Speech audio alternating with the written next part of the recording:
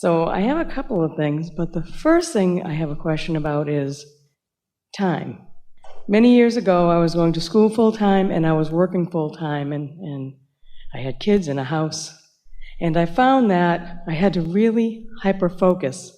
But if I hyper-focused, it was almost like I could stop time. I could get so much work done in such a short period of time that other people who had plenty of time weren't getting my grades, they weren't getting the work done. It's not just hyper-focus. It's not just focusing a lot. It's focusing in the direction of source, which gives you leverage and assistance from a whole lot of non-physical help. There is such leverage in that alignment. Esther always said to Jerry, I shine in a crisis. And he knew it. He witnessed it. And so he wanted to talk to us about that. And we said the crisis makes her focus, and the focus taps her in to leverage. Okay, so it felt like time almost would slow down or stop. Time is perceptual, of course, because of the movement of your Earth in its orbit and the rising and the setting of the sun. Of course, we are in agreement with you that there is day and there is night, and we understand how you want to turn that into days on your calendar and hours in your day. That's all a wonderful thing. That's one of the great benefits of this time-space reality. It causes you to focus. It just does, doesn't it? It causes you to focus. And focus is what creating is about.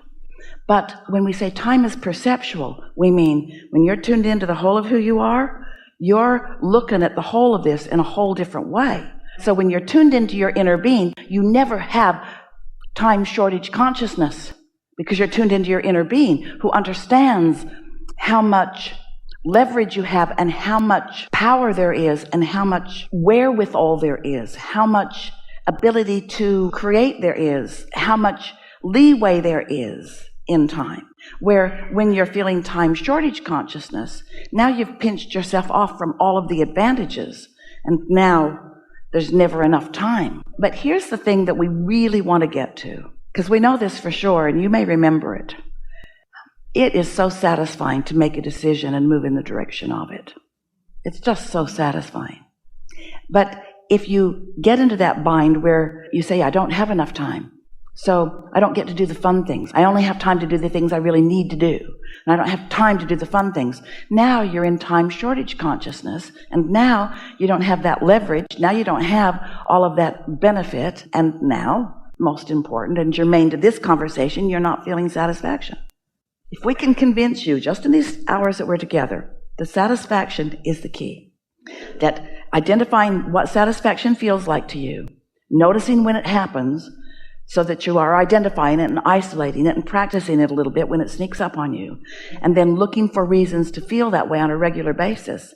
In satisfaction, you will eliminate money shortage consciousness, you will eliminate time shortage consciousness, you will leave out of your vibration so many things that are resistant in nature that bog you down and keep you from the leverage that is so beneficial.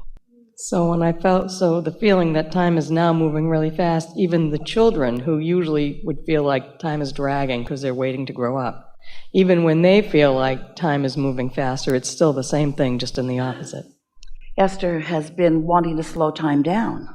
So she thought, maybe I'll try to see life through the eyes of Luke. He's 12. Because Esther remembers what you said, how slow time went. But time's not going slow for Luke. He's all tapped in, tuned in, turned on. So then she thought, well, to slow time down, I got to find some really miserable person.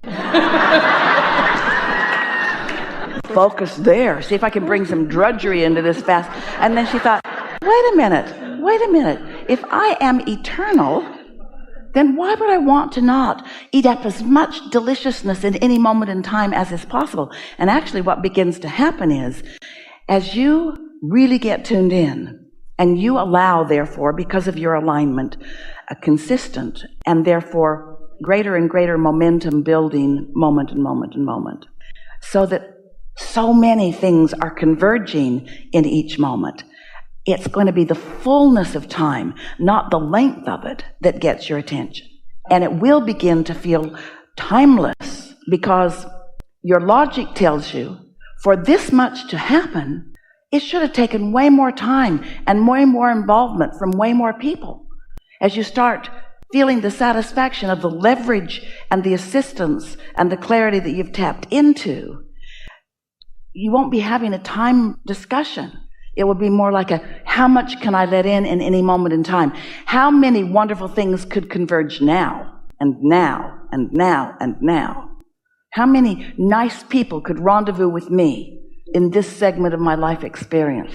How much bounce could I get from this? Or how much clarity could I get from this? Or how much love can I flow during this? In other words, your moments in time have so much more potential than any of you are allowing. But when you begin to see and be through the perspective of Source, who is timeless and limitless, and who knows everything you want, and who has the wherewithal to inspire you in perfect timing or rendezvous with things that thrill you, it won't be long before you won't be watching the calendar, you won't be counting the years. You will just be knocked over with how much deliciousness you get in a day. Sometimes you say it too. Esther will say with friends, we have more fun today than most people have all year. I laughed more in the last hour than most people ever do. Or do in a long time. Something more? Yes.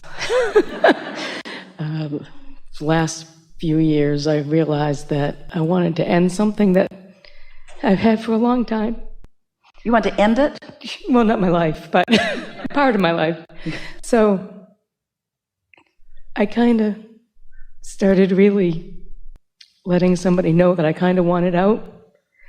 And by doing that, and I knew what I was doing, by doing that, just so they were aware of what I thought was going to come, I put a lot of resistance and lack in my vibration that previously I had gotten really good at. If I think something I don't like, just quickly switching my thought, I became really good at that. So things went really well for a long time. And then I had this revelation that I just kind of wanted out.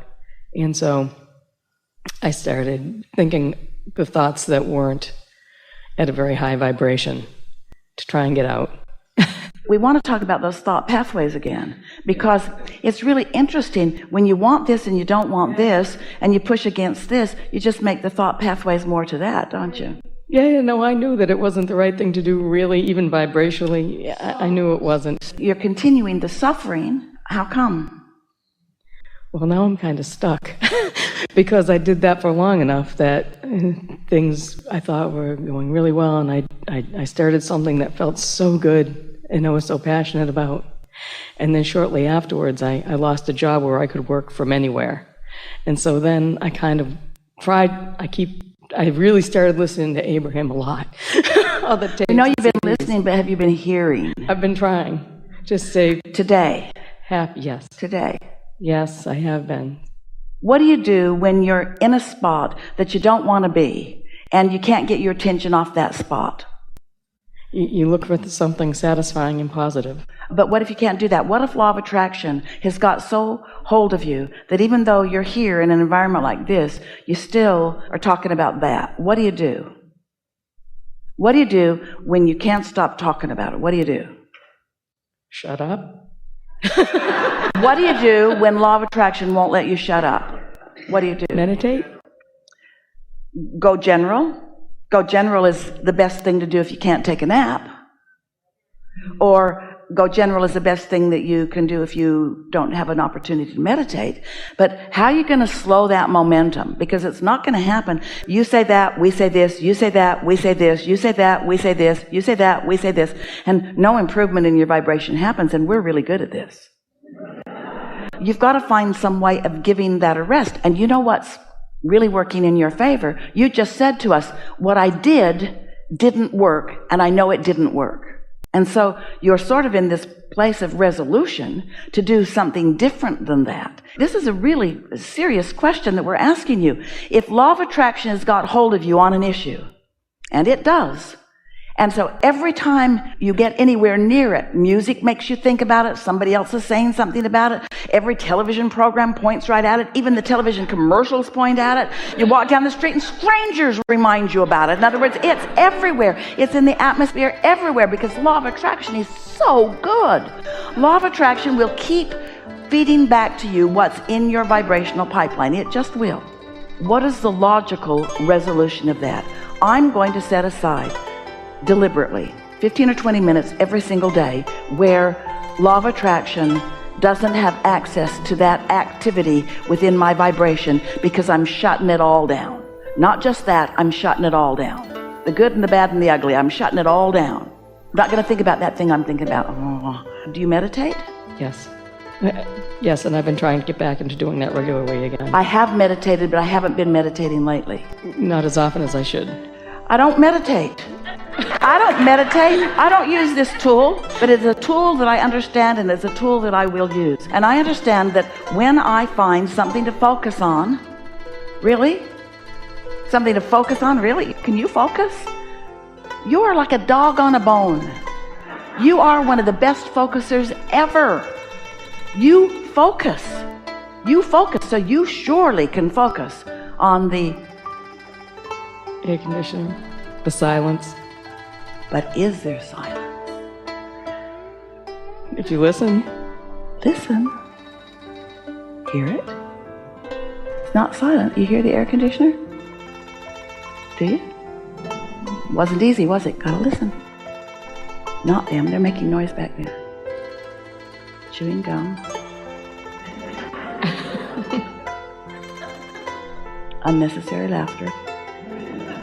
More unnecessary laughter. More unnecessary laughter. You have to isolate that sound. You have to identify it and isolate it, and that takes focus. Identify it and isolate it. Listen to it. Notice it. That takes focus. Listen to it. Are you hearing it more now that you're listening for it? So, that's all. Just do that. Just do that.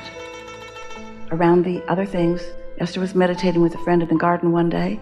They went to this beautiful place with a stream. Esther's got a man-made stream running through this place. And as soon as they sat down, jets started flying over. And at first Esther thought, we didn't pick a very good place. And then she realized, no, this is the best place. I have to isolate that stream in the midst of all this other noise. And that's what life is. Life is isolating what's satisfying in a noisy, unsatisfying world. That's what it is. As you identify it and isolate it and focus on it. And when you focus on something as insignificant and boring, you're not thinking thoughts like, that's not a very good air conditioner sound. I've heard better. There's no judgment. There's no vibrational legacy. That air conditioner is not going to push your buttons. It's not going to yank your chain. It is a neutral thought that when you focus upon it, it's going to allow you to quiet your mind. And when you quiet your mind, your inner resources become dominant. And your vibration will, first day probably, second day more, third day more, the vibration of your being will rise to the equivalency of your inner being. And you will turn the vibrational corner. Your vibrational point of attraction has shifted. So now, even though law of attraction is still standing by, ready to jump on board anything you think about, it's less likely that you'll go there.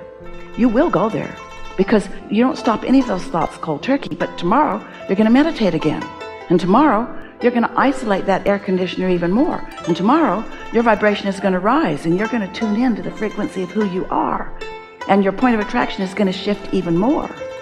And you're going to become increasingly, with every day of meditation, it is our promise to you, more of a vibrational match to the things that are in your vortex.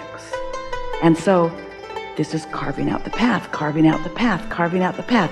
You meeting your inner being halfway? No, you don't have to meet your inner being halfway. Your inner being has come 99% of the way. You only have to meet your inner being 1 to 99%. Your inner being is so powerful and so clear, and there is so much of you that is rooted in that. It is so much more natural for you to go that way than for you to go that way. It's not a difficult thing to do, but you have to do it.